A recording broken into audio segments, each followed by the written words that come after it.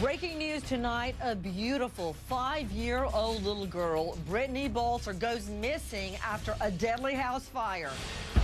A house fire leads to a dead body, a missing 5-year-old, and possibly arson. Emergency responders arrived at the home, which was engulfed in flames. A dead adult was found, but the little girl, 5-year-old Brittany Balser, was gone.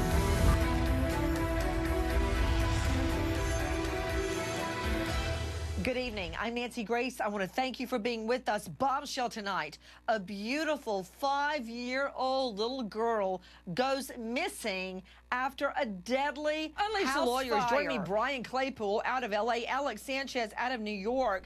The story changing so rapidly, going from a 5-year-old little girl missing to a dead body is found in a burned-down house, turns out to be her godmother, to now in the last hours, her being found alive in a pop-up camper all alone with a 32-year-old man. Okay, Sanchez, if this had been innocent, for instance, if he had found the arson with a little girl wandering in front of it, why wouldn't he just called police? Why wouldn't he call 911 instead of making off with the little girl?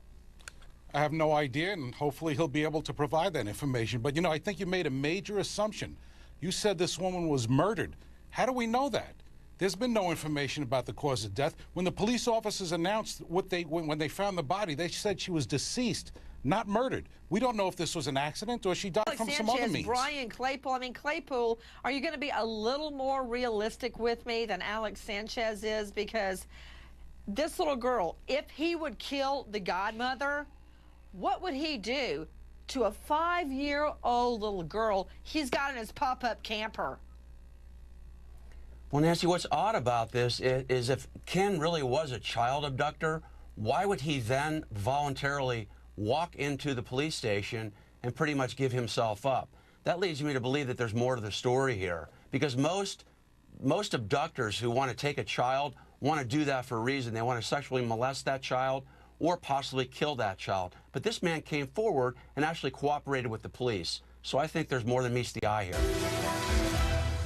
It was discovered that 5-year-old Brittany Rose Balser had been visiting the residence the evening that the fire occurred. Once the fire was brought under control, a dead adult was found. After complete processing of the fire scene, Brittany was not located.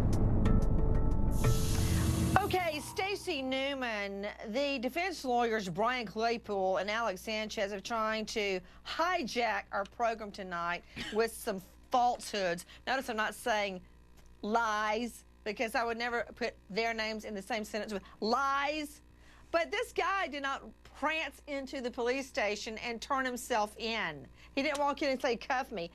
That's not what happened. What happened, Stacey? No, this was earlier in the investigation after the house fire, and they knew little Brittany was missing. They were questioning people, and in that questioning, he became a person of interest. They just wanted to talk to him. So he voluntarily went to the police department, and then the cell phone tracking and other witness interviews, that's when it led them to the pop-up camper, and now he's been arrested. So he was arrested at the pop-up camper.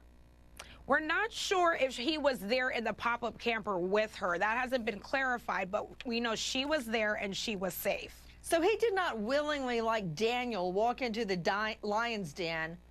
They went looking for him. They asked to question him. He submitted to questioning. Then time passed. They do the phone check, the cell phone check. It leads them to the pop-up. You know, Brian Claypool and Alex Sanchez, put them up. Why do you lie? I mean, no offense, but do all men lie? Wait a minute. That's a big rhetorical question that's too big for tonight. But that's not what happened, Claypool. He didn't go turn himself in. He went in for questioning, and he had the girl. He had the girl, and he left he left the police station, and then they track him to where the girl is. That's what happened. Right. Right. Well, nobody's lying, Nancy. What I'm trying to say, though, is once he was contacted, you tell me how many defendants who are suspected of kidnapping a child and molesting a child are going to say, "Oh, sure, I'll be right down and I'll come and talk to you in the police station." 99.9% of the time, that never happens. So the fact that he voluntarily goes in there suggests to me that maybe he didn't have all of these nefarious ideas that everybody else is propagating.